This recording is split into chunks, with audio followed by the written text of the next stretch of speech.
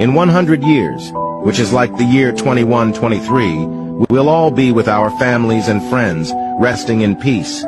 Strangers will live in the houses we worked so hard to build, and someone else will own everything we have today. Most of our stuff will either be given away, thrown out, or destroyed. Even the expensive car we bought may end up in a scrapyard. Our descendants probably won't know much about us or remember us. I mean, how many of us know the name of our grandfather's father? After we pass away, it might take a few more years, and then we're just a picture on someone's wall.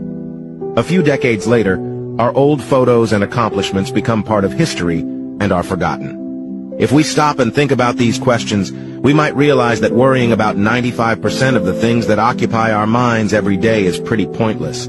If we can keep this in mind, our thoughts and actions could change for the better. We might feel more free to enjoy our lives. So remember this: if it won't matter in 5 years, don't spend more than 5 minutes being upset about it.